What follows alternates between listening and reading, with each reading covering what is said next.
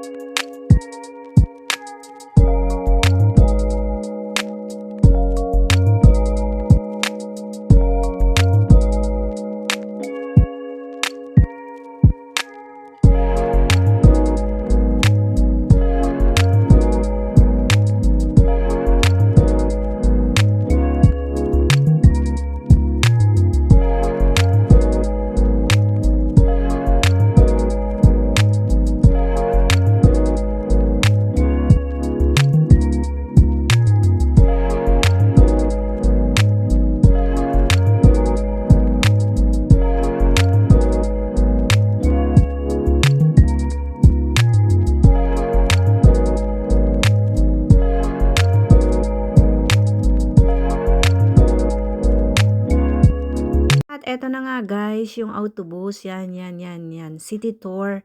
Yan ang kukunin nyo na bus kapag nandun na kayo sa sentro ng Toledo. Para yan ang masakayan nyo at syempre iikot kayo. Iikutin niya yan lahat ng mga tourist spot dito sa Toledo guys. At yan ang pwede nyong sakyan. O diba, super duper ang ganda. So tara! Hindi na kami pumunta doon sa pinakasentro guys kasi mahirap din mag-park. So, kasi dala namin yung kotse, 'di ba? Nakakotse kami ni na mama ko. So, dito lang kami kasi napunta naman namin ang sentro ng Toledo marami ng beses. Kaya dito na lang kami sa way na to kasi nga may pupuntahan pa kami guys. At ito yung pinakamaganda dito sa Toledo guys. Ito ang pinaka-antigo dito. Maraming mga antigo na makikita nyo, mga espada, mga kutsilyo, mga plato, at kung ano-ano pa na mabibili nyo dito. Kaya kung gusto nyo, pumunta na kayo dito at madali lang naman ang autobus na istasyon ng autobus.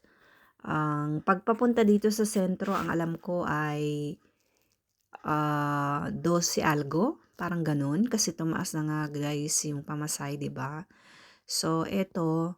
And then, kapag nasa sentro na kayo, kumuha na lang kayo ng pang-turista na autobus para maikot nyo, para makita nyo yung mga destination dito na magaganda. At eto, makikita nyo super duper. At sulit yung pera na gagastusin nyo guys. Kasi syempre, nakita nyo naman kung gaano kaganda ang Toledo, 'di ba? So, at saka yung mga pagkain, gastronomiya dito, mga biscuits, at kung ano-ano pa, barquillos, yun yung mga mabibili yung pagkain dito, na tipiko dito na ginawa din dito, 'di ba? And then yung mga, basta yung mga biscuits dito magaganda, masasarap guys, super duper. Kaya kapag pumunta kayo ng Toledo, makikita nyo yung history, malalaman nyo talagang super duper ganda at masaya at nakakaakit, kumbaga. So, hindi na ako masyadong magkukwento guys kasi kumbaga ay minamadali ko rin tong aking pagbo-voice over. Siyempre, 'di ba? Para sa inyo kasi nga po, alam niyo na super duper ang aking pagka-busy. Charot. So, hanggang dito na muna ang aking pagbo-voice over guys at maraming salamat sa inyong pagmamahal at pagyakap. At lagi kong sinasabi kapag lalabas ng bahay, dalhin pa rin natin si Mr. si Miss Pasensya para buhay laging masaya. Piliin natin laging masaya at maging mabuti guys. At lagi tayong manalangin, humingi at magpatawad at kumbaga humingi tayo ng kapatawaran sa Panginoon, 'di ba? Unang-una siyempre yung ating sarili, hingi natin ng kapatawaran, yun ang ibig kong sabihin, 'di ba? Lahat naman tayo ay may pinagdaanan na nagawa sa mundong 'to na masama or hindi o krimen, ewan ko lang, pero yun lang masasabi ko guys, kapag humingi tayo ng kapatawaran sa Panginoon, siya ang unang-unang magpapatawad sa atin at kung hindi na natin gagawin ulit yun, yun ang pinaka-importante, 'di ba? Sa mundong ito kailangan natin maging mabuti, 'di ba? Mawala man tayo yung history na maganda, yung sa pamilya natin nagampanan natin yung kung paano tayo maging isang anak or bilang isang magulang, bilang isang kapatid, tiya man yan, kaibigan man yan o ano pa man, kapitbahay man, ay naging mabuti tayo sa kanila. Yun ang pinakamahalaga, 'di ba? At siyempre, lagi natin piliin yung ating sarili, lalo na yung ating katawan, alagaan natin dahil yun ang pinaka-importante sa lahat. Dahil wala naman ibang mag-aalaga sa atin, guys. Siyempre, tayo pa rin, 'di ba? Ganun yun eh. Kahit may mga anak tayo, yung mga anak natin magkakaroon ng sariling pamilya, 'di ba? At lalayo din sa atin ng tirahan at magsusolo tayo, 'di ba? Or kapiling nyo na lang yung ibang nagmamahal sa inyo, nagmamalasakit sa inyo, kagaya ng ibang anak nyo, or kapatid nyo, or pamangkin nyo, 'di ba? Ganun yun. Or anak, basta. 'Di ba? Yun ang pinaka-importante guys, maging mabait tayo, maging mabuti. So, hanggang dito na lang muna guys, at Salamat sa inyong panunood, 'di ba? 'Yun ang pinakaimportante dito. Nagpapasalamat ako lagi sa inyo, sa inyong pagmamahal at pagyakap. Gano'n talaga 'yon, oh, 'di ba? So, bye-bye na muna guys at pagpalain tayo ng mahal na Panginoong Hesukristo saan man dako tayo ng mundo. Piliin natin na maging masaya, yun lang masasabi ko guys. Maging masaya kasi ako pinipili ko laging maging masaya, hindi na ako na masyadong nag-iisip ng stress, yung mga taong gustong pumasok sa buhay ko na alam kong toxic lang naman ang maidudulot sa akin, iniiwasan ko na yon, ayokong papasukin sa sarili ko, sa buhay ko. Kasi yun ang pinaka-importante sa akin yung peace of mind. Alam niyo na 'pag tumatanda na tayo mas gusto na rin na lang natin na tayo na lang, yung sarili na lang natin, 'di ba? Lalo na sa isang katulad ko, madre soltera, mas gusto ko na lang gampanan na maging mabuting nanay or magulang sa aking anak, 'di ba? Kasi habang lumalaki siya, mas maganda na yung naibigay ko yung 101